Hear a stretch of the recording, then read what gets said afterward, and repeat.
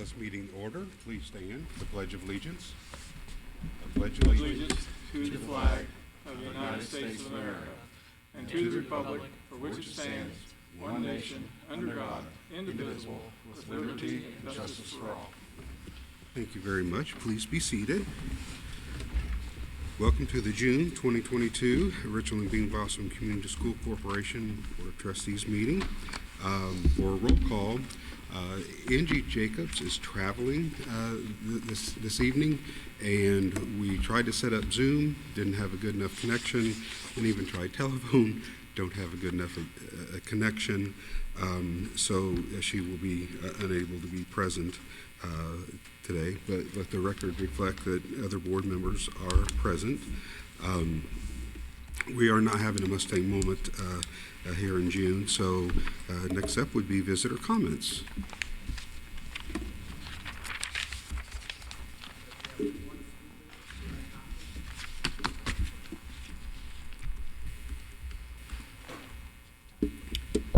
Thanks. Can you hear me up there okay?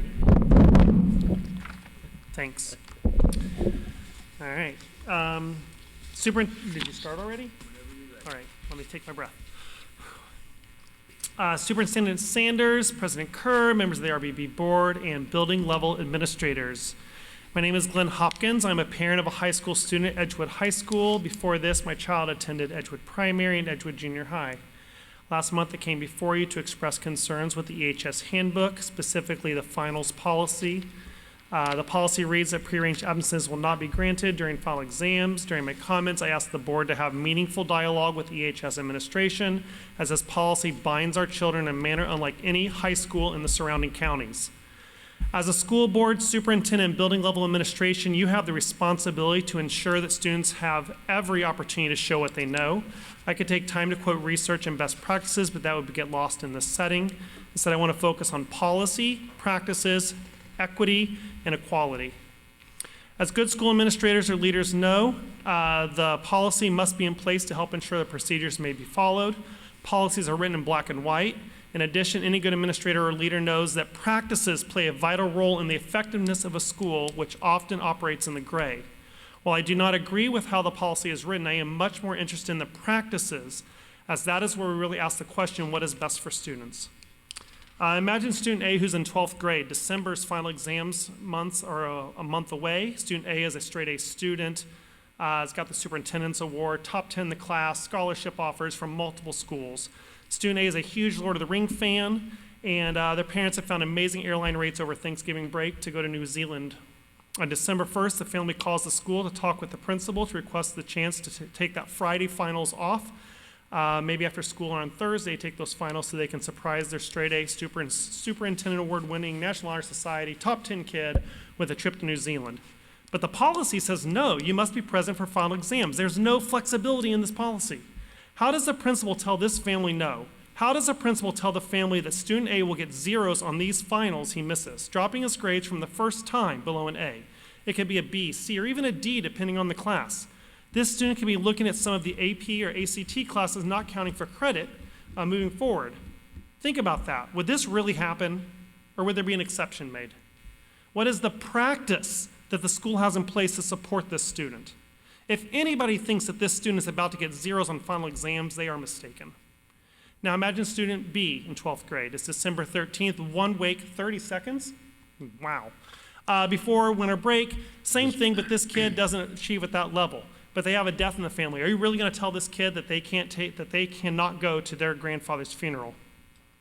I've been told in 2 different individuals the past 3 days that there's a practice in place where EHS will work with students that have extenuating circumstances.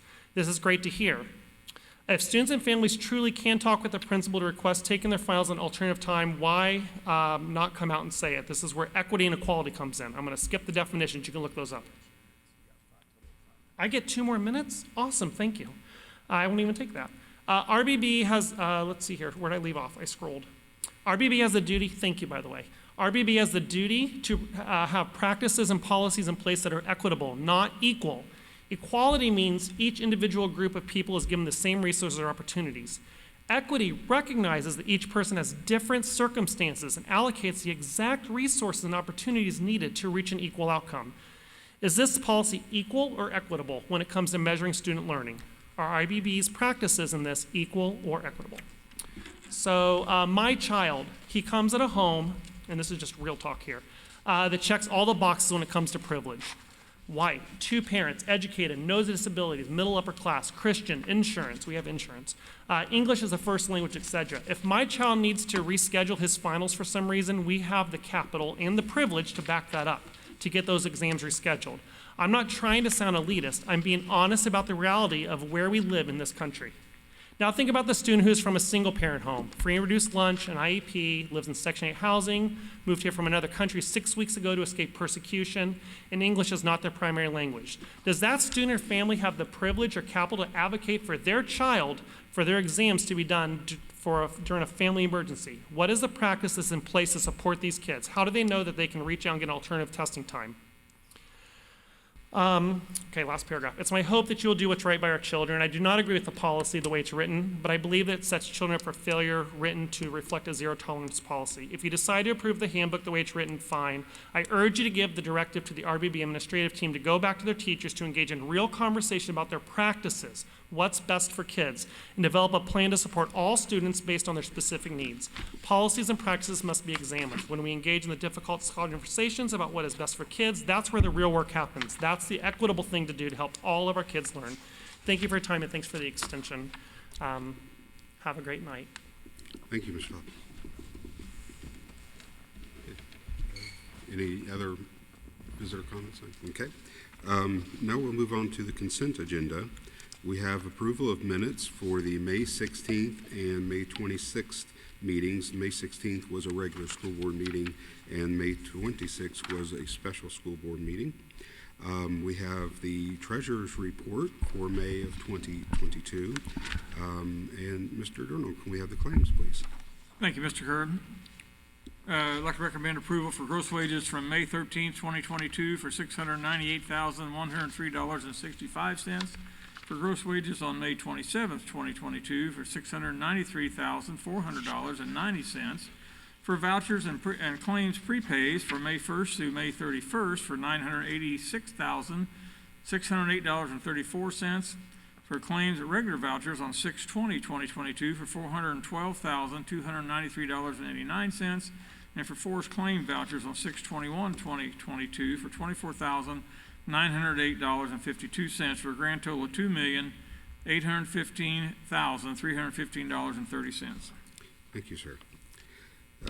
Next, we have consideration of donations, and there are 3. There's $500 to the Edgewood Junior High School Design Lab from Solution Tree, and $75 to the art program from the Ellisville Tri-Kappa, and $100 to the STEAM program from Ellisville Tri-Kappa. So we appreciate those donations as always. For personnel, we have resignations, retirements, non-renewals, leaves, and terminations, D1 through 27. And we have personnel appointments and transfers, E1 through 71. A lot of summer appointments in there. We have also the consideration to approve the Edgewood High School Marching Mustangs overnight trip to DePaul for band camp. And we have consideration to approve the high school and junior high boys basketball teams an overnight to Fort Wayne for camp. And there's also consideration to approve the Edgewood High School Marching Mustangs to travel to Ireland. Dr. Sanders, would you like to elaborate on any? Well, actually, I'd like to see if our band director, Aaron Wells, would come up and talk a little bit about the trips. I thought you might.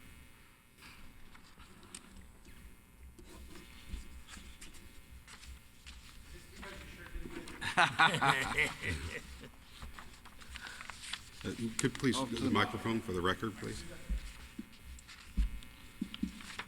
I can vouch that we can't hear. I normally stay away from mics because I could talk very loud. But a few years ago, before the pandemic happened, we were invited to go to Ireland to participate in the St. Patrick's Day parade from the mayor. Unfortunately, as we all know, COVID kind of took a lot of things away. We've tried to reschedule this trip now several times, and now it looks like we're wanting to do this and fly out like probably 2 days after graduation in the 2023 year, and spend a week in Ireland and tour the country. We have a couple performance opportunities that have been put in front of us. Obviously, it is not the St. Patrick's Day parade like we were originally asked. But as of right now, as travel has opened, that parade has become completely full, which is great for them. Kind of bad for us because that was something we were obviously looking forward to do. But we're going to find some really nice opportunities for us to have a chance to play over there when we're there. I do want to address the fact I know that we're still pretty, we're nervous about international travel, as we should be. Not everything in the world is beautiful as we thought it would be or want it to be. I do have the opportunity to travel there in March, and I will actually be traveling with a group.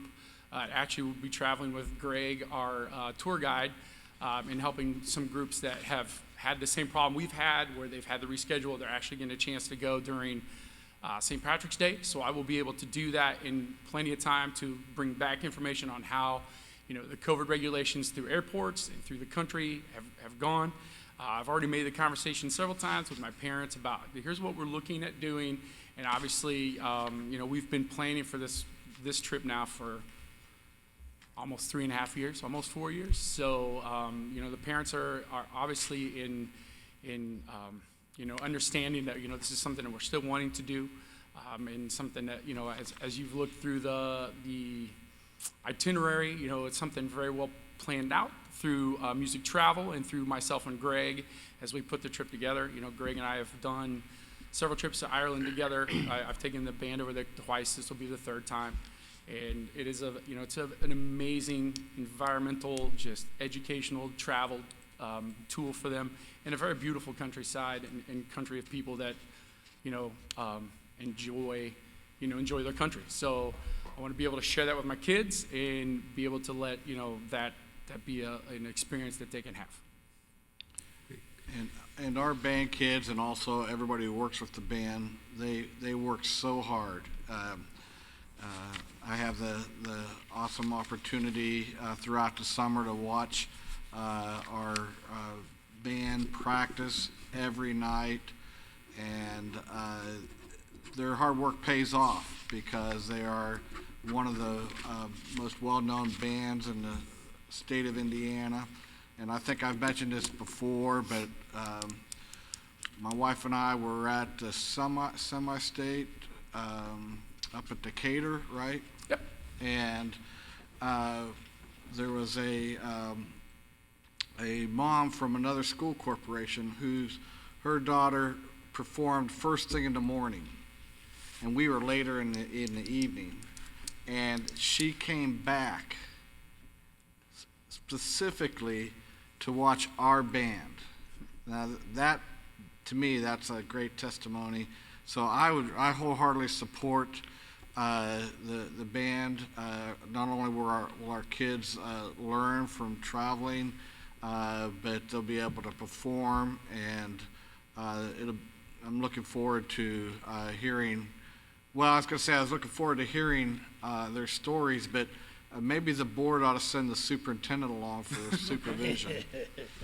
But no, seriously, I really appreciate Aaron and all he does. I want to tell you, I really appreciate the fact that you sat through those July and August practices because they're awful.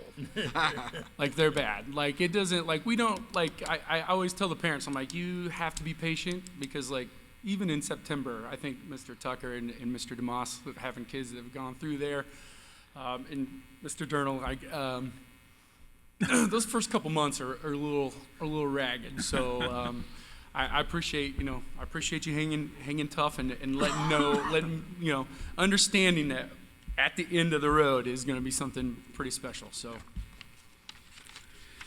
Thank you. Dr. Sanders, do you have anything? I'm sorry. I was busy. If you had anything else on the I was consent. trying to remember, when was it that that the band was at the St. Patrick's Day Parade. How long ago has that been? Oh my gosh. The first time we went was 2009. Okay. I'm horrible with years. I don't That's- even. Someone asked me the other day, like when I started teaching here, and I'm Believe like, me. Yeah. some time ago. It was- Like as Well, our first one, and then we went 6 years later, I think. Okay. So- I just remember seeing them come out of the castle on the Today Yeah. Show and whatnot. That trip still to this day, that was probably one of the most rewarding What a rush. Like I got the chance to share that with Mr. Ackerman, and Yeah.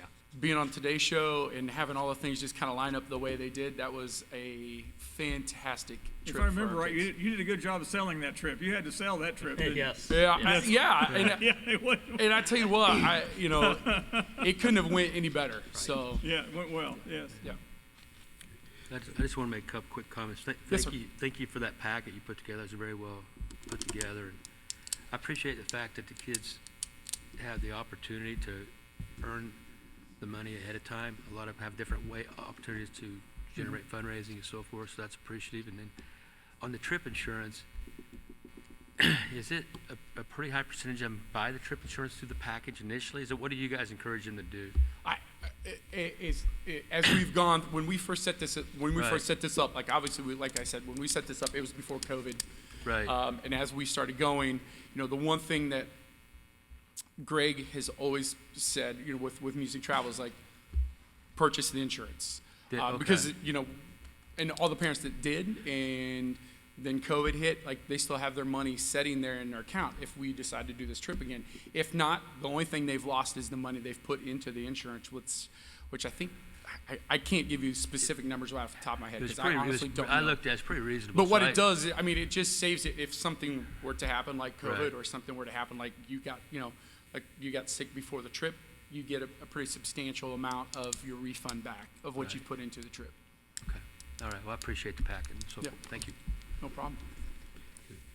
I wish I could take full credit for that, but that was Greg and his team. So he and I just sit down at the table and we're like, here's what we would like to do, and then he Right. put it all together. So Is there a motion for the I'd move consent? approval. I'll second. Moved and seconded. Any board member comments on the consent agenda? I'd just like to make sure public's reminded that, if COVID or something else would, the conflicts in Europe, things like that may well affect, the ability to go, and I do encourage the trip insurance. Yeah. Because we're going to be very cautious as this absolutely, creeps forward. in this time, I truly understand. Like, the couple times Mr. Ackerman and I have talked about it, like, we can't predict what's going to happen tomorrow. So, But I know they need to know now. Yes, yeah, so right, that they exactly. can start with fundraisers Right. and they can start making the preparations, because that takes quite a bit of time. and I appreciate you understanding that. That's because you know how it is to go on a trip. It takes a lot of planning. So, It sure does. and my parents are planners, thank God. Okay. Any other comments? I just want to note that one of the retirements, Susan Fletcher is retiring from the junior high. Yeah, And what a loss. we cannot let that go without comment. She's been a tremendous asset to our corporation, and what a wonderful woman. What a great lady. Thank you. I meant to mention that and I hadn't, so thank you very much. Yeah, wonderful person, great face of the junior high school. She just really welcomed people and kept things running, so she will be sorely missed. Hearing nothing further, all those in favor say aye. Aye. Aye. Opposed? The motion- President Kerr, I did want to recognize two people. One of them was Susan Fletcher, 29 years of service, and I told her the other day, she came into the office and we were talking, and I told her that she is leaving a great legacy for just what she means to not just the school as an organization, but to all the students and parents and teachers and administration, all the people that she's touched, and we're definitely going to miss her, and I wish her the best of luck. And then I also want to recognize Matt Wooden, who I believe is here. Matt is our new assistant principal at Edgewood Primary School, so I'm excited about that. you know, I've bragged about Matt before. We were very lucky when he came over and led our preschool program to a quality initiative for RBB. And I know he's going to be doing the same thing at the primary school and will be a great partner for Mrs. Whitaker. So, Matt, congratulations. Yes, yes, definitely. Thank you. We now have the Assistant Superintendent's report, and so we'll look to Mr. Irwin for that. All right, so you guys should have the cash flows there up in front of you. Education fund, honestly, after we close out the month of May, it looks almost identical to what it looked like last month. When you look at June's numbers and payroll, they're a little bit higher, and that's just because we pay off the contracts of people that are leaving the corporation, so we have to pay out those that are out instead of spreading that out over the future months until the next contract year starts. Once the July DPI 54 comes out, I'll update the numbers on state tuition support even more and key those in based off the estimate that we gave them on ADM, because July obviously starts the next fiscal year. So you'll see a little bit more tune-up of those numbers next month at July board meeting. But all in all, again, the education fund looks almost identical to what it looked like last month. So moving to debt service. No revenue, which is expected in May. We paid a small trustee fee. We're going to have our hearing here in a little bit for the additional appropriation that we'll ask for the debt service fund. And again, that just accounts for the difference in appropriation that we need with when we actually set out what the payments were for our 21 GO bond. They were more than what the estimate was that we had advertised for in the 21 budget, so we just have to rectify that appropriation number. It doesn't change anything with the levy or the tax rate that we have this year. It just changes that we're asking for more permission to spend from the state. So that's all I've got right there for you in debt service. And then in the operations fund, again, it just showing a small increase from where we were last month. Claims came in lower than what I had on projections, and really that accounts for most of it, because the revenue was pretty dead on. So again, seeing a small increase in year-end fund balance projection for the operations fund. Again, still sticking right where we want to be, and we're in good shape as we're starting to tackle some of the stuff on our summer to-do list and bringing stuff to you guys for approval that needs it. So with that, I'll take any questions on cash flows. Any questions on cash flows? Hearing none, we'll now we have to have a hearing on the additional appropriation for the debt service. So I will call the hearing to order for the additional appropriation hearing for debt service, and I'll turn it over to Mr. Irwin. Yeah, so again, like I just explained, the difference that we're asking for, if we're asking for an additional $425,000 in additional appropriation, and again, appropriation is just the authority to spend through the state. It does not change anything from what I've shown you on cash flows. It's just upping that number at the bottom of the debt service cash flow that says what we have in appropriation, that authority to spend. So we'll up that to make up for that difference where it shows a shortfall in appropriation. We'll make that up with this what we're asking for.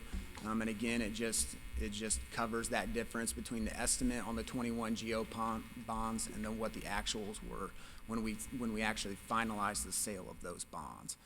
So that's the information that you really need to know about why we're asking for that additional $425,000.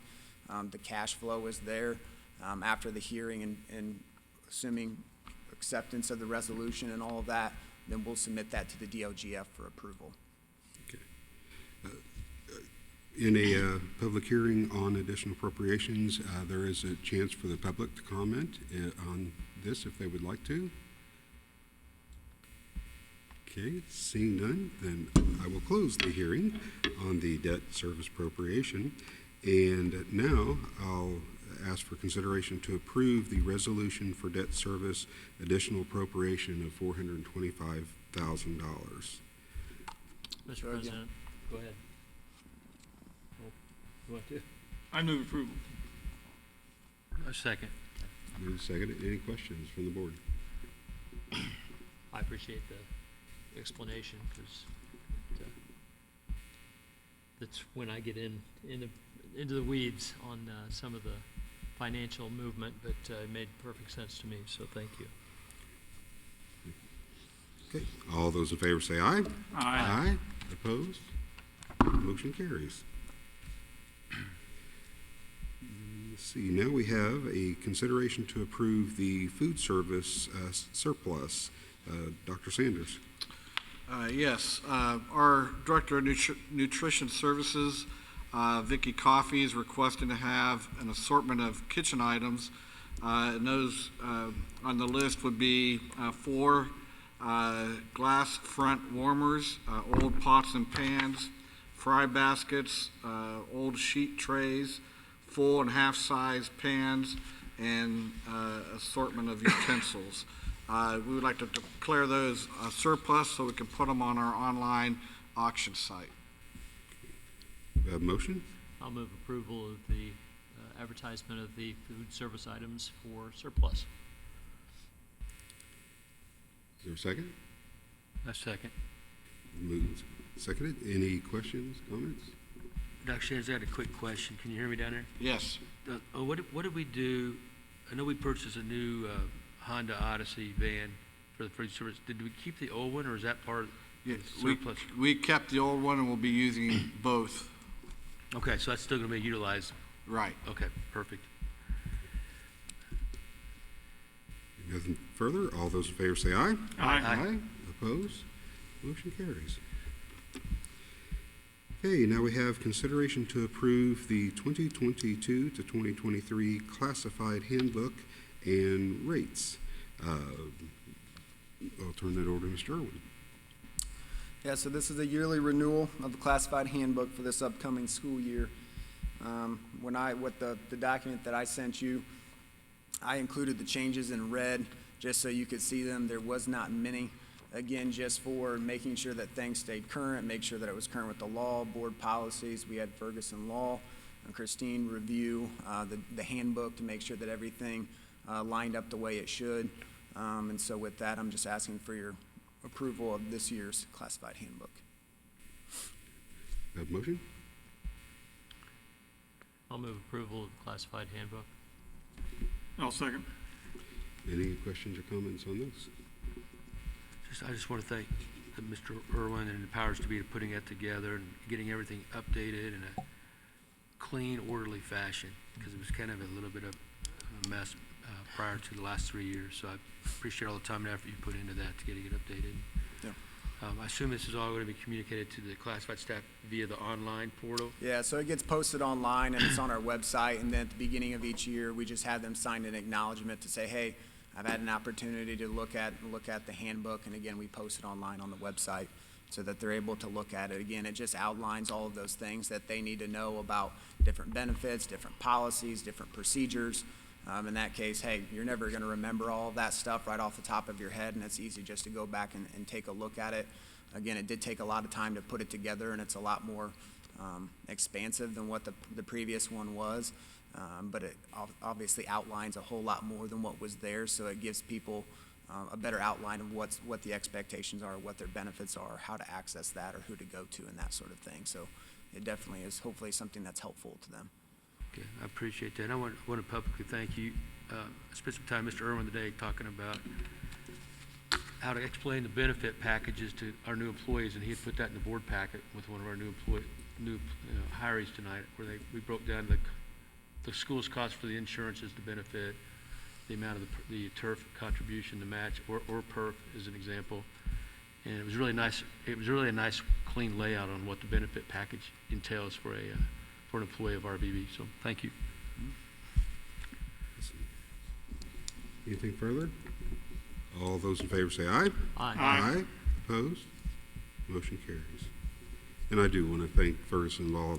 If you look at this agenda tonight, there's numerous resolutions, contracts, handbooks, and things, and they have reviewed them all. And I just want to acknowledge their hard work, because this is definitely a heavy agenda with these things. So thank you for your work this month on that. Now we have consideration to approve the 2022 to 23 curricular material fees. Mr. Irwin? Yeah, so again, this is a yearly piece. This is something that we spend an extensive amount of time going through line by line with the building admins, secretaries, going through our documents to look at what our expenditures have been and how we're moving through those things. We took a really close look again at this year at trying to see if there were certain things that we could pull off of there to simplify this a little bit more.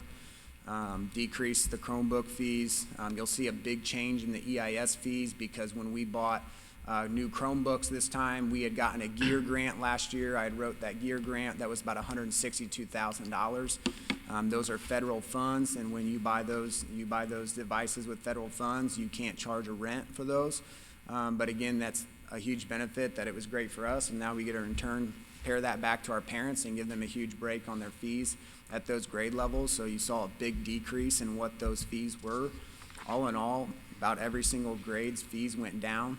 And then the high schools again, which as you see the document, there's a lot of lines. Dirk and his staff going back to his teachers and going through that line by line just to make sure that we've gone through that very detailed wise and say, hey, what are we charging it for? What do we need? How does that look? Are we using it? We spent a lot of time on that to make sure that we're doing right by people and make sure that we're using those things. So I definitely appreciate all the support and help because that's not something that I do by myself. They do a lot of the work for that. So with that, I'm asking for your approval of those rents and fees. Make a motion to approve the, as stated. Is there a motion? Yes. Oh, he may, I'll second. Okay, moved and seconded. Any comments from the board? No. Again, thanks for the hard work and thanks for the staff at all the schools for participating in that. All those in favor say aye. Aye. Opposed? Motion carries. Consideration to approve classroom furniture at the junior high and the high school. Mr. Irwin? Yeah, so we're asking permission to buy about 120 desks, 120 chairs. Covers 2 classrooms at the junior high and 2 classrooms at the high school. They have some failing furniture that needs to be replaced. Doesn't take care of everything. And as you can see, furniture is pretty expensive. We were on the last window to make an amendment to our original CARES grant for our federal funds there, and so we made a final amendment to that to be able to buy some furniture that we knew met needs. It's handicap accessible. It meets the needs of other kids with special needs. It's easily cleaned. And so we're able to use those remaining funds sitting there in the CARES, and then we'll offset the other funds with Operation funds dollars or GO bond dollars to replace some furniture there in those 2 buildings. So with that, I'm asking for your approval, please. I move approval of the purchase of the classroom furniture. A second. Moved and seconded. Any questions? Just on the CARES, this does fall underneath the CARES Act. We can utilize that CARES Act for this type of purchase? Yeah, so that's something that I had to, before we even made the expenditure, and I solicited for the quotes, that you guys got to see in the board packet. I had to work through the DOE to get this amendment approved through the DOE. Okay. For us to say, hey, we're going to allocate these dollars for this specific purpose, and here's what needs it'll meet, and here's who it can benefit and why. And so they approved that final amendment. Dr. Sanders is able to sign off on reviewing that as well as far as following that process of what we need to do with those federal grants. And so it's been approved by the DOE that it is an allowable expenditure. So Okay. And we're zeroed out now in the CARES Act. we'll zero it out once we issue the PO. We have to encumber the funds by September 30th, so we'll encumber the funds once we issue the PO. Okay, thank you. Now, are we able to, are we on a rotation to replace some of the classroom furniture? Maybe as much for Mr. Ackerman as it is for you, but I know at one point we were trying to because they break every year and they have to be replaced. And I just wondered if we are able to maintain that rotation. Ideally, I would like to not pick it off like a class set at a time, because then you have to re-quote it, rebid it every single time. Okay.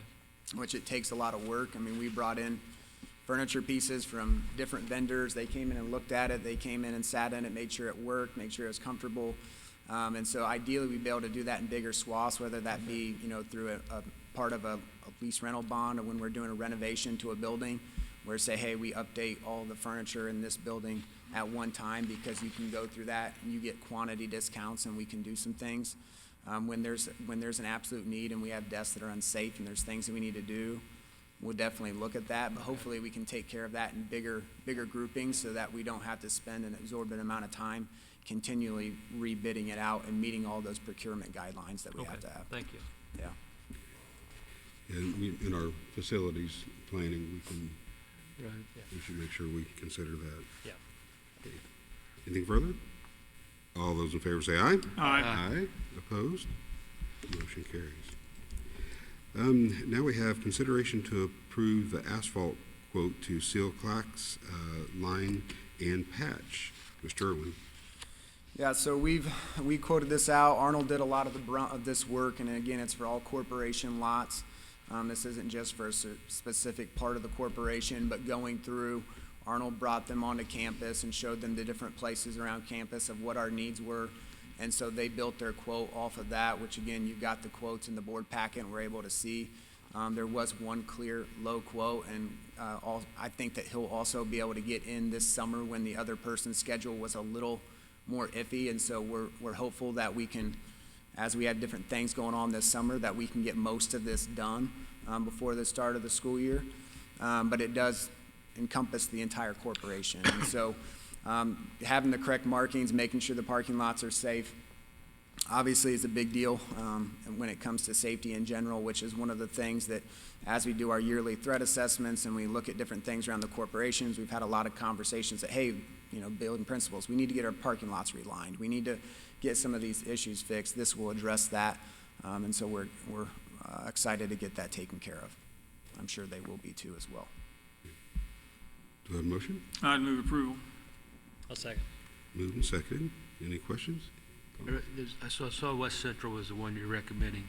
Have you discussed the immediacy of getting it done?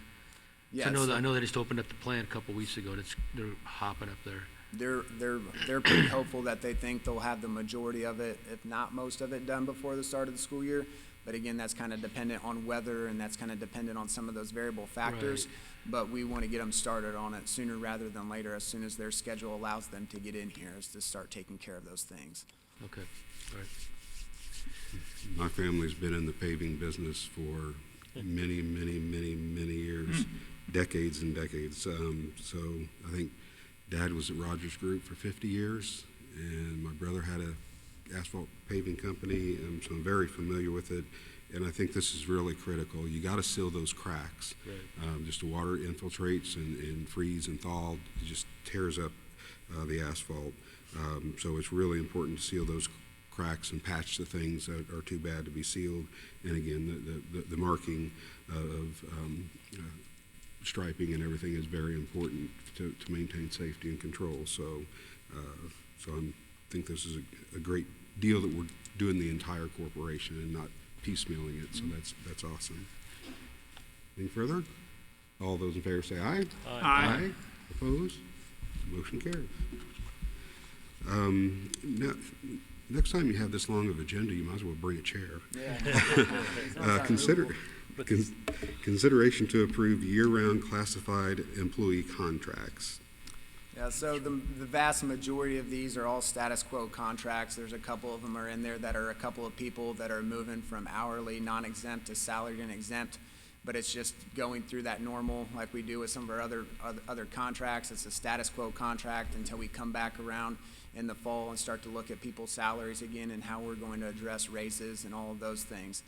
So it just takes those classified contracts. So it's a lot of it's our directors and different people like that are on those July through June 30 contracts, renew those for status quo, and then we come back again in the fall and look at those. So it's really just an update of the dates, the date of which it's being approved, all the terms and everything is still the same. Again, all the contracts were reviewed again by Ferguson Law and Christine to make sure that everything looked good.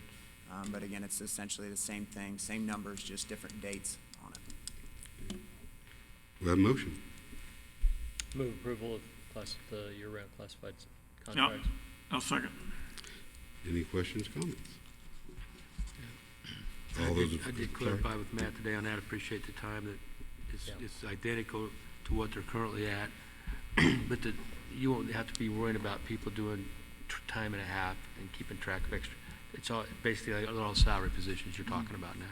Yeah, so the central office employees that are moving from hourly, non-exempt to salary and exempt, it just continues to professionalize those positions. Say, here's what we're paying you to do this job and to do it well.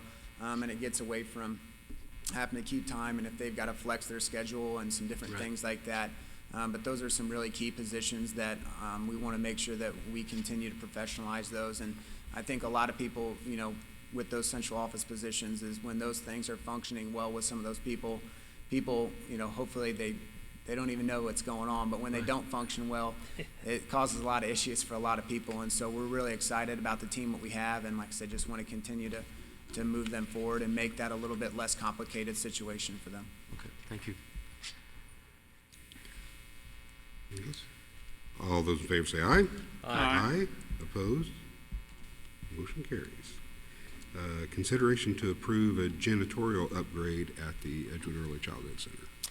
Yeah, so this one is not an exciting one, but it's something that's of need, so it makes our janitors' jobs a lot easier as far as there was an oversight in the plans down there at the preschool as far as having a janitorial sink and closet.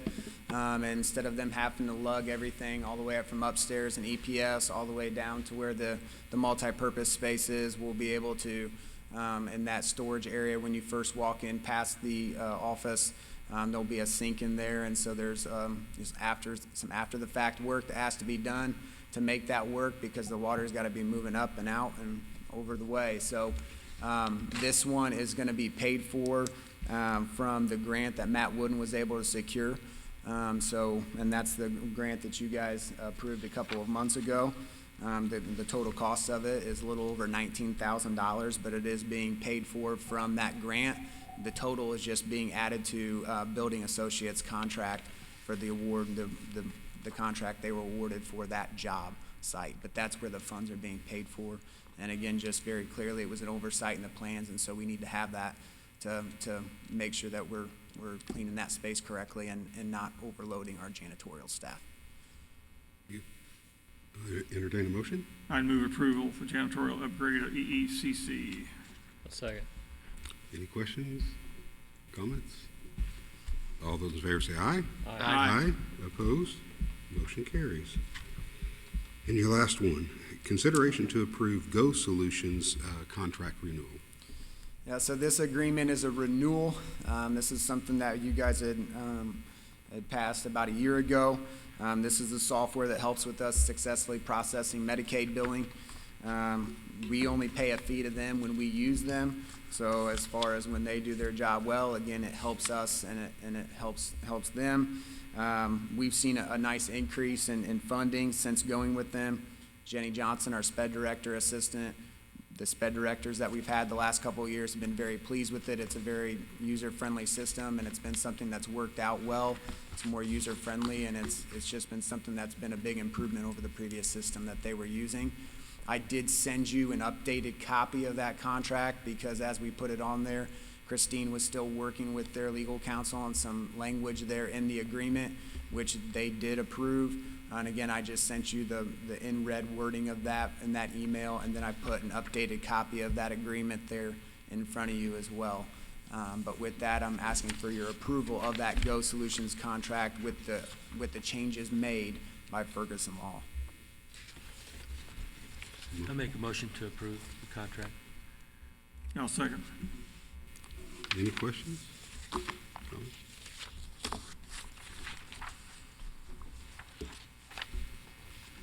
Hearing none, all those in favor say aye. Aye. Aye. Opposed? Motion carries. Thank you, Mr. Irwin. Now we have consideration of the revision of policy 7510. This is for a first reading, so it's an informational item only. Dr. Sanders.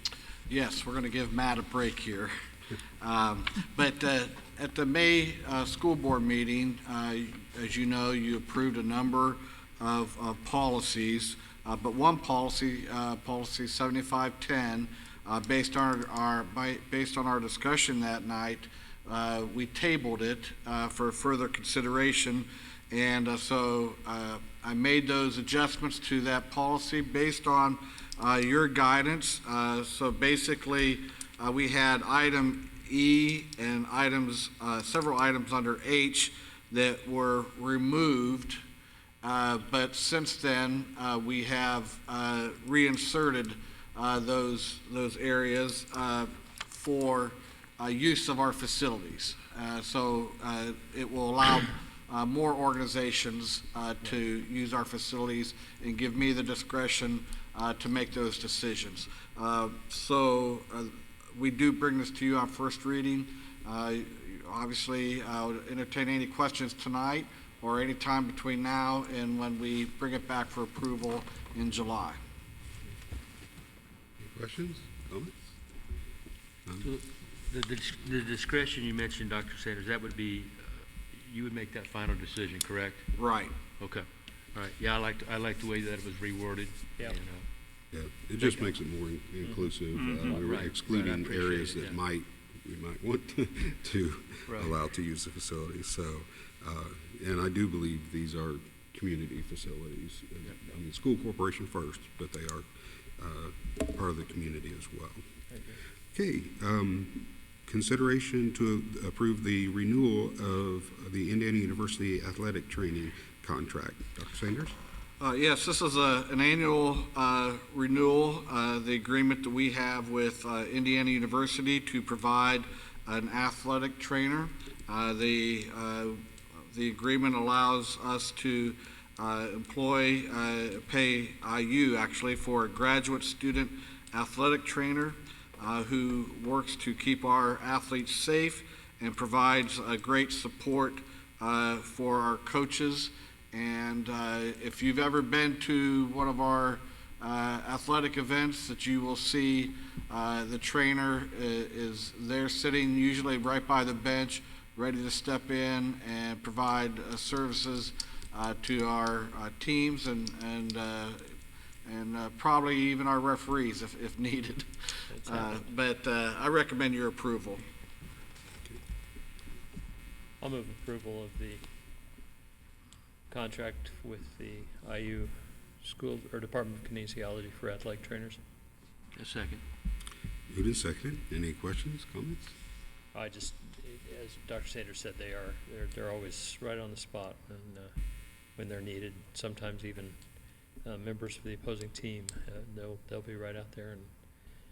And I've seen some scary injuries that I think probably were kept from getting worse by having that immediate attention. So. And then as a parent, my daughter played soccer, and when your child is involved in something where it looks like they got hurt, panic sets in, and when you know there's somebody very qualified right there to provide services to them, it is a great relief to our parents. I remember when we did this for the very first time, my daughter was the first person that the trainer saw. She was playing soccer, so it was definitely needed. So I was glad that the trainer was there. Anything further? All those in favor say aye. Aye. Aye. Opposed? Motion carries. Consideration to approve a memorandum of agreement with the Monroe County Public Library. So our friends at the Monroe County Public Library are great partners, and also not only to our school corporation but to the community as well, in terms of really helping us to promote the benefits and the joys of reading and many other services. And so I just want to really give a shout out to our library. They're just a fantastic organization, and we have a beautiful library here in Ellisville. Lisa Cimpelli, who is our Children's Service Manager at the library, and Josh Wolf, who's Assistant Director for Public Services, are here tonight. And the Memorandum of Understanding is to provide our first graders with a youth starter card to really, anytime you can connect a child or get them engaged into reading, you really open up a whole world of possibilities. And so that's what this youth starter card is all about, to help a student who might not normally get into the library or might not check out a book. This gets them started and hopefully gets them hooked to reading. Lisa and Josh are here tonight. Do you guys want to say anything, or do you have any questions for Josh or Lisa? Would you like to say anything? Or if you would, please come to the microphone for the record. I'm putting a lot of people on the spot tonight. Yeah.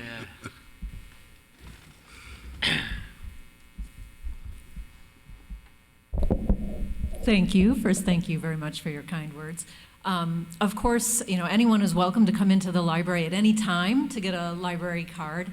But as Dr. Sanders was pointing out, the Youth Starter Card is really kind of an invitation to visit the library and to help remind students that the Ellettsville branch of the Monroe County Public Library belongs to them, is their library, and we would like to see them and help them use their library.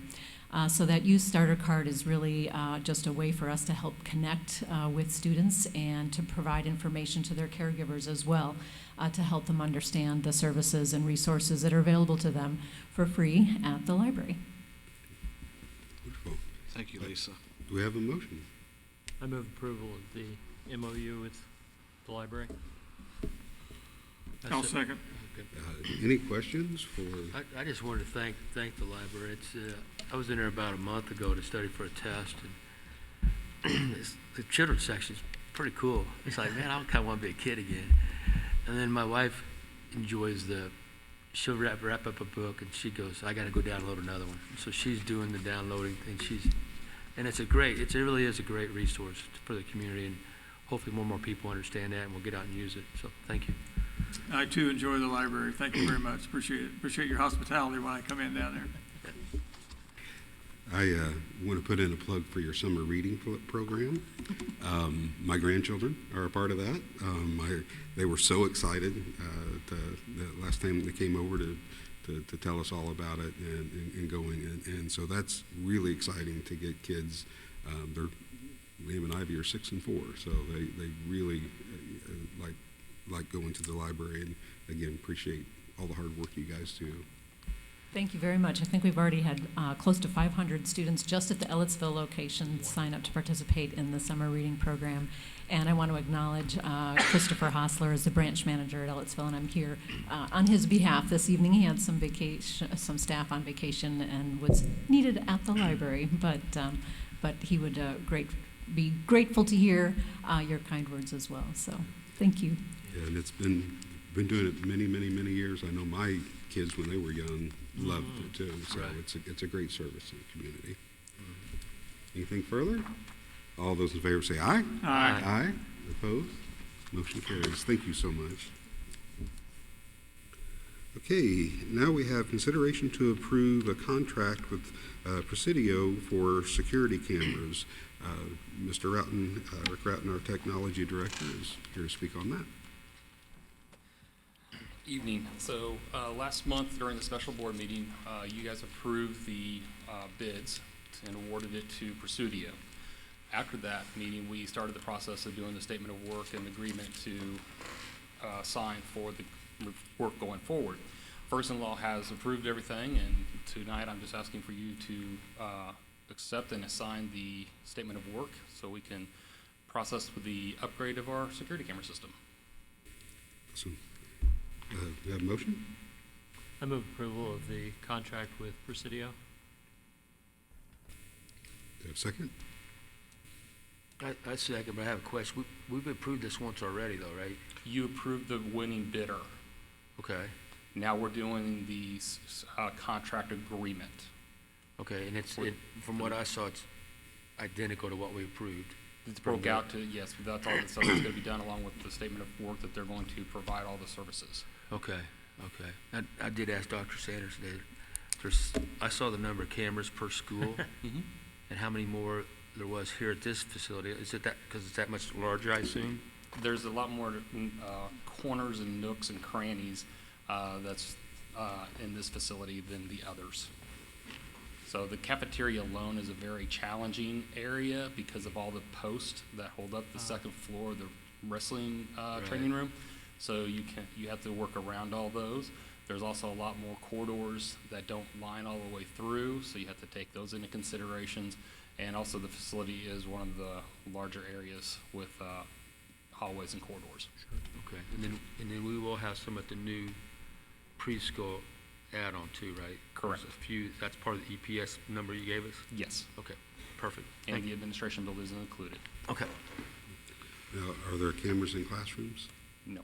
It's what people ask all the time, Yeah. so. I just want to thank Rick for his countless hours to go out and look in those nooks and crannies and make sure that the camera is in the right angle, and that we had just the right number of cameras to be effective and provide us with quality security, but not going too far. And he's enabled us to be wise in how we're spending our tax dollars to keep our children and staff safe. So thank you, Rick. Yes, very much. We appreciate your expertise in that, and I am very excited to see this going through. It takes a long time to plan because there are so many nooks and crannies that have to be looked into, but I'm excited that we're in this position to accept the agreement. Anything further? Thank you. All those in favor say aye. Aye. Aye. Opposed? Motion carries. Now we have consideration to approve the card reader system for the new administration building. Mr. Houghton. So, yes, part of the new administration building is owner to supply, and this is one area that we're to supply for the new construction. The card readers that we're looking at will be on the administration doors, into the corridors, and on the exterior of the facility, along with the gates, or the entrance gate for the buses and other traffic flowing into the back parking lot. That is the one that's in there is called a long-range reader, and so those there will be more for the buses. We'll equip the buses with a tag in the window, so when the bus approaches, the reader will then acknowledge the bus, open the gate, and let the bus through. Once the bus is through, after a set amount of time, the gates will close behind them. So that way we can make sure that our buses stay secure and that anybody that's behind there is also safe and secure to know to get out of their bus late in the evening, especially the traveling ones, so they can get out of their bus and feel confident that we've secured the building or the property for them, so they can safely get out of the bus and into the building and into their cars. But this is part of the project that was outside of the bid or the scope of the original work. This is now just part of what we call owner supply.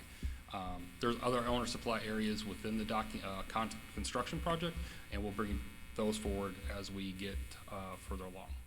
So right now we're asking that you approve the quote in front of you with Central Indiana Hardware. They are state of Indiana QPA approved, and that is for $30,035.09. I'll make a motion to approve. I'll second. Any questions or comments? Sounds like it got a pretty good system. Yeah, it does. Thank you. Okay, all those in favor say aye. Aye. Opposed? Motion carries. Thank you. Thank you. Now we have consideration to approve the corporation and school student handbooks. Dr. Sanders. Yes. Now this is an annual task that we complete that every year about this time. We ask the board to approve our student handbooks for the upcoming school year. But this is really an effort that really goes on throughout the school year. As administrators, as the school year proceeds and different events happen, different situations happen, we make note of our handbook of how we might change that to help us better serve our students and our parents. And then we take into account also the conversations that we have throughout the year with our parents and even students. We had a student several board meetings ago who presented about the dress code. And I appreciate Mr. Hopkins being here tonight and the conversations that we had. And all those conversations help the administrators to revise and adjust the handbooks. And then right before the school board meeting, the weeks prior to that, the principals share with me the changes that they would like to make to the handbooks for next school year. We send the revised handbooks to Christine Bartlett with Ferguson Law, and she reviews those and she makes suggestions. And then that comes, the end product is then a revised handbook for next school year. So I presented to the board a memo which showed or gave you links to the changes that the administrators were suggesting. Another link that showed the changes that Ferguson Law were suggesting, and then the revised handbook. And so our administrators are here tonight if you have any questions, but I recommend approval on those handbooks. Entertain a motion? I move approval for corporation school student handbooks. My second. Moved and seconded. Any questions or comments? I did have one for the principals. I assume I want to get kind of up to snuff with this, and that all these are available electronically now, or does every student and parent sign off to get a physical handbook? What's the current state of the world? Well, the student handbooks will be on our website. Okay. You'll see last year's handbook, and as soon as this is approved tonight, if you approve it, then we will tomorrow work on that process of getting the new handbooks on their website for our parents and students to review. Okay, all right. I want to thank Dr. Sanders for kind of explaining. He said you met with Mr. Hopkins about his concerns, and appreciate that. And thank you to Mr. Ackerman for his time today, re-explaining the process. And sounds like there's not always going to be agreement on certain things, but there's the flexibility is available if necessary under undue circumstances, such as a death and so forth. So thank you. I do appreciate I had a conversation with Mr. Hopkins earlier today, and I just thought he deserved a discussion on that particular policy. I believe that what's in the handbook is appropriate. I think that it's important for us to establish how important the finals are, and there are issues. I remember in college when people took the same test at different times and things like that can cause issues. But I think the discussion that administration needs to have is on practices. In our handbook, there are many things in the handbook that exceptions are made for in extreme extenuating circumstances, and so that can happen. But I think you need a firm policy, and so and the difficulty if you open it up to and point out requests can be made and things is that you get a lot of requests, but the people requesting would all think that their particular situation is the most critical thing in the world, and it may not it may not be considered like that in the subjectivity. So having limiting that subjectivity, I guess, to me is important. But it's my opinion that this handbook is what should be followed, but every child is different, every family is different, every need is different, and in the cases where there are extreme extenuating circumstances, one that we talked about was a funeral for a grandmother or something like that. I think there needs to be those, but I would not want the policy book to advertise, because to me it would increase the risk of the number of requests, and then again many of them would be denied, and that would cause even more consternation among the parents. This way they know what to expect and they can plan around it. But for those families out there, if you have a deaf in the family, if someone's, a child is very ill, things like that, we would make concessions for that. All right, Dr. Sanders? That's correct. Okay. All right. Anything further? I just think I wanted to add to that too. I get this year's been a tough year with speakers coming in with COVID and people getting upset and screaming and carrying on. And we've had the 3-minute limit that we've been pretty firm with, but then at the same time we've used some common sense. Like you made a tweak tonight to allow Mr. Hopkins a few more minutes, which is fine because we don't have 20 people lined up. So it's a policy. I get that it's a policy, but we used some common sense and procedure, and I appreciate that in your leadership of that. Anything further? I know I've been in conversations with Mr. Ackerman on a couple of those extenuating circumstances, and I want to continue to trust him to make those judgments and treat those individuals as individuals. I appreciate Mr. Hopkins' approach and including the suggested language tweaking that he suggested in the email I saw earlier today.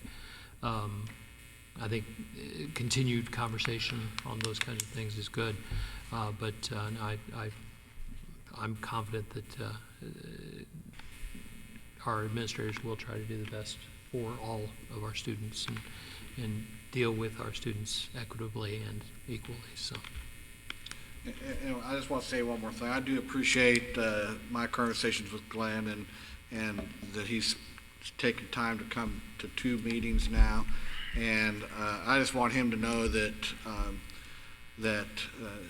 he does help us to be better. When I hear these conversations, the public statements, they do give us something to think about. And even though maybe right then at that meeting, maybe the decision is not made in favor of whoever's speaking, but they did influence the conversation and influence our thinking and really helped us as we moved forward to give consideration.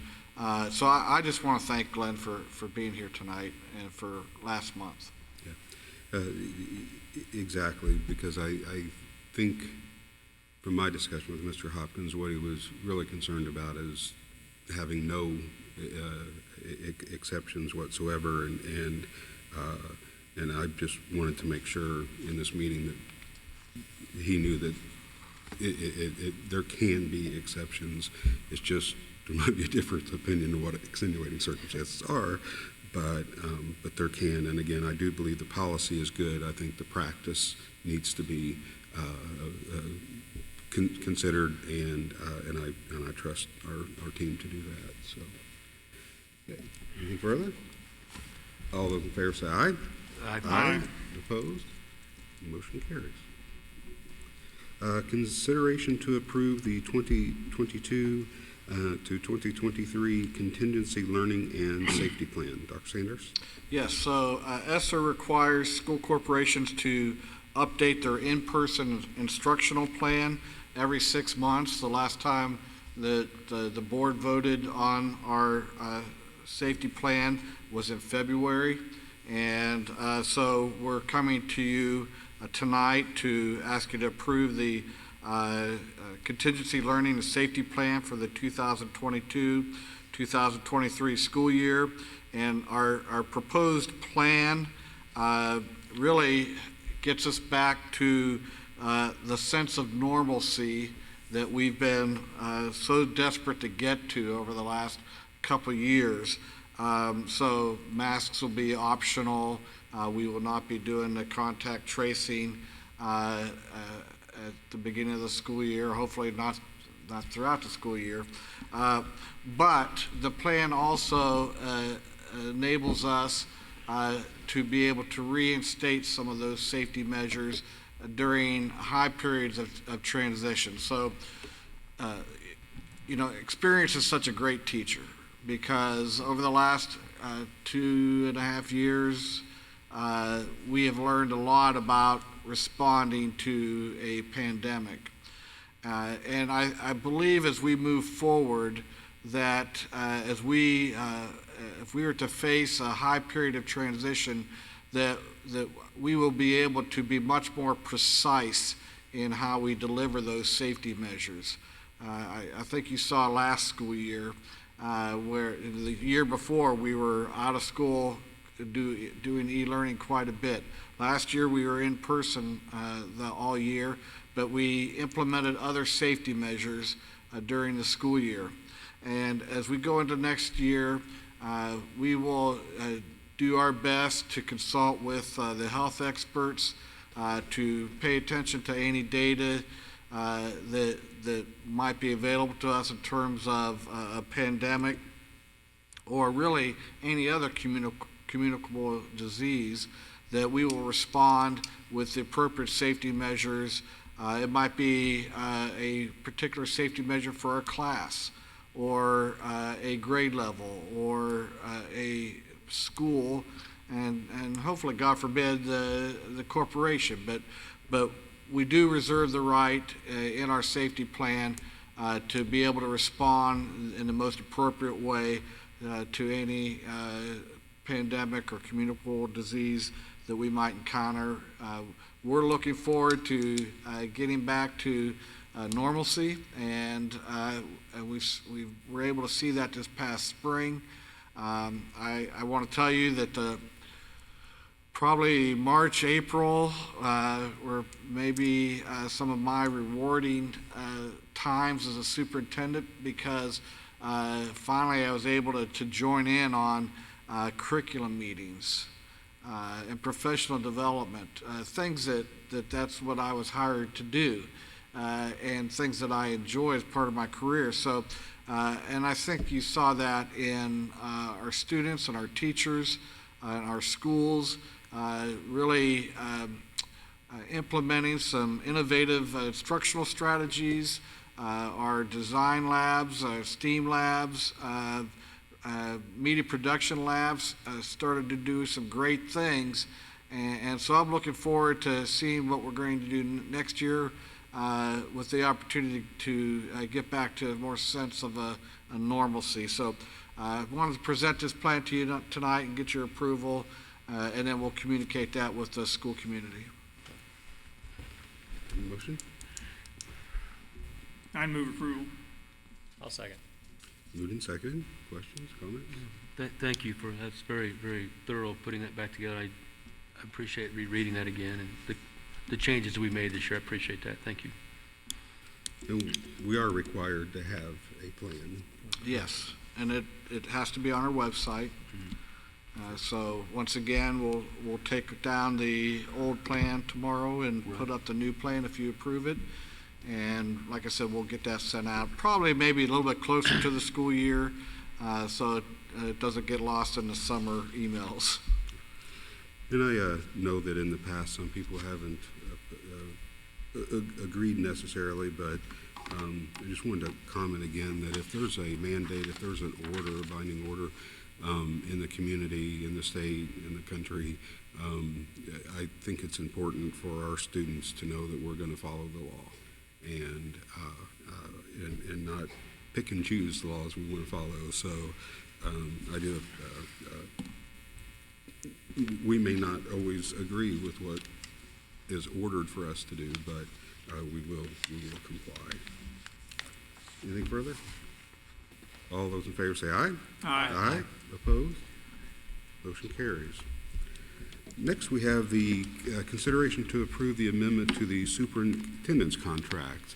We have followed the law on this with all notice requirements. We held a hearing on the superintendent's contract at a previous meeting. And so we have completed our due diligence in going through this process. So at this time, look for a motion to approve the amendment to the superintendent's contract, which again, basically is a 2-year contract. So it's extending it a year, and the pay would be, the salary would be $140,000 per year. So do we have a motion? I move approval of the amendment to the contract. I'll second. Any questions or comments on the board? This becomes effective July 1st, correct? I'm sorry? July 1st, correct, okay. And extends through the end of June of 2024. Correct. Okay. Anything further? All those in favor say aye. Aye. Aye. Opposed? Motion carries. Now, do we have the superintendent's report, Dr. Sanders? Yes. First of all, I just want to thank the board for your support. I appreciate we have the evaluation every year, and I look forward to that opportunity to have those conversations, to hear your guidance on ways that we can better serve and lead the school corporation. And I feel like I call upon you a lot to get your guidance and to get your input in a variety of ways. I would have to say that I believe that you're the hardest working board in the state of Indiana, and I just want to thank you for that tonight. For my report, I just wanted to share, I like to share when certain interesting events take place and give you some news on what the community might be saying about the school corporation. So the Greater Ellisville Chamber of Commerce board meets once a month, but I invited them this month, which was last Thursday actually, to hold their meeting in the Innovative Learning Center in the presentation room. And so they held their meeting, conducted it, and then we led them on a tour of the Innovative Learning Center and to each room, the design labs, the media production labs.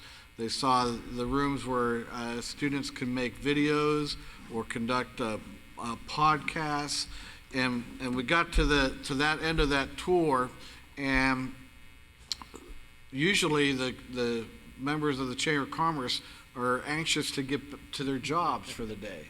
We literally sat there and talked, and they just talked and talked and talked about the Innovative Learning Center. Comments like, I heard about this, but I did not realize what a great facility this was until I had the opportunity to see it. And one of the members of the chamber is actually going to try to talk some of his family members to come into RBB. So that just did my heart good, and I just wanted to share that with you tonight. Something else that I'm excited about, we are going to have an administrative leadership retreat on the evening of August 1st and then all day on August 2nd. So principals and assistant principals, Matt and I are going to go down to Nashville, Indiana, and we're going to look at each of our initiatives that we have going on in the school corporation and review, why are we doing this initiative? I'll just use Ready Schools for example. Why are we doing Ready Schools? And have a conversation and remind ourselves why we committed to that initiative in the first place. That will help us to get refreshed, we'll get renewed, and renew our commitment to that initiative. And then based on those discussions, we will develop some goals for the 2022-23 school year that then as an administrative team, we will work towards those goals, and those goals will guide what we're doing for the school year. And the third reason really is just to get together and strengthen our administrative team.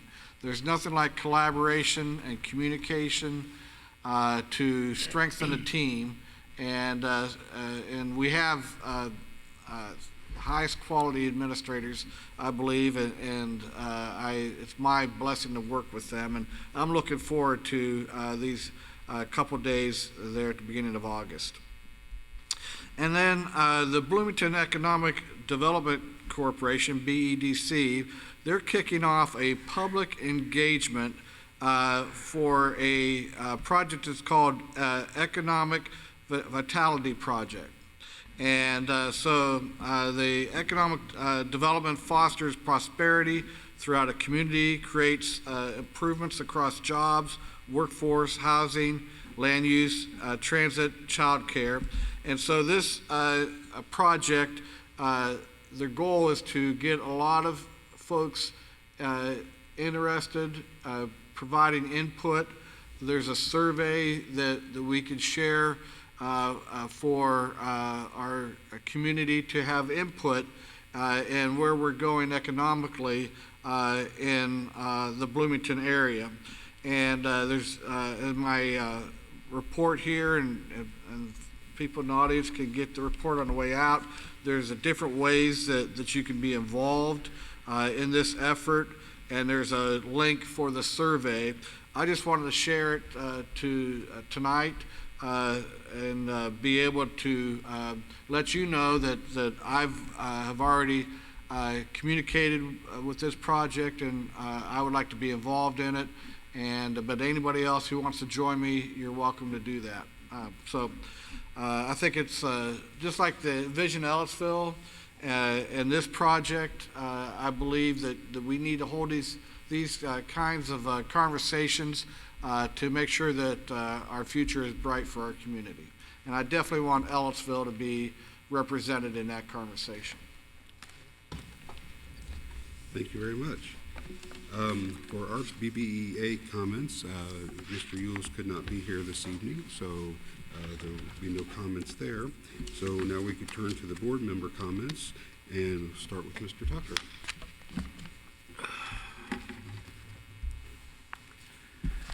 Thank you, Mr. Kerr, Dr. Sanders, Mr. Irwin, for the program this evening. And looks like we're at the time of the year where all the schools are playing musical chairs and people are switching schools and moving and so forth. So hats off to the building level administrators on continuing to look and seek out the best new teachers and employees that we can for the next school year.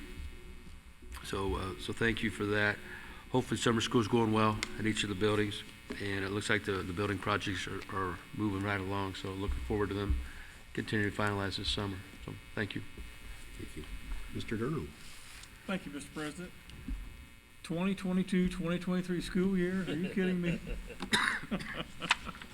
Matt Wooden, welcome aboard, buddy. Glad to have you. The bar's set pretty high for you there. I'll tell you, you're going to have to measure up. Dr. Sanders, I want to thank you for your leadership. I want to thank the building principals we have here for their leadership. Rick, thanks for your help the other day with the cards. We had problems getting in the buildings. Really appreciate it. Matt, thank you so much for your effort tonight. I know I gave you a hard time about the length of it, but I know it had a lot of hard work. But also I went by the pre-K building today. It looked like the blacktop was done. So that was good to see. So again, I love this school system. I'm very proud of it, and hope to see it around here for a long, long time. Thank you. Thank you, Mr. President. Mr. DeVos. I want to thank Bloomington North High School. They were generous in allowing us to use their baseball field. We were sectional hosts this year, and the weather was not conducive for a baseball game, but the turf field there allowed us to play the first two rounds of the sectional and get them in on time. So I suspect we were one of the first sectionals in the state to finish as scheduled. We got to play the championship game here, and it was a tough loss, but West Vigo was very deserving of the championship, so congratulations to them. And graduation was a joy. Yet another class. It's hard to believe the success of our students, and I wish them continued success as they go on to their adult lives, but it was a heartwarming time, and I got to see it from a different perspective this year. It was a little bit different, so thank you. I wanted to mention graduation as well. I know everybody probably gets tired of me saying this, but it's my favorite day of the year, being on the board and watching those seniors come across and get their diplomas. One thing I noticed this year, they seemed to have a lot of confidence when they went across that stage, you know, and I agree. I think it was I agree. a little more than normal. They were very confident. So, and the second favorite day of the year being on the board for me is the Staff Appreciation Day, because we do appreciate the staff so much. We have a great staff here. They really care. They really like to put kids first, and so I just really appreciate our staff. So I want to again acknowledge Susan Fletcher, 29 years of service. She has touched so many lives in that position. She's again kind of the face of the junior high. Do want to welcome Matt Wooden to his new position. Served excellently in the preschool director, and I'm positive he will as the assistant principal as well. And appreciate extending Dr. Sanders' contract for another year. So, and I do appreciate Dr. Sanders because of the collaboration. He does collaborate with the board a lot. He does, ask us our opinions and things, and I really appreciate that. I think that's a great connection. And I do want to say again that Angie Jacobs had every intention of participating in this meeting this evening by Zoom or telephone. We tried to make those connections, but apparently where her travels was unable to make that connection. So I know she would regret not being able to be here with you this evening. So with that, this meeting is adjourned, and have a wonderful month.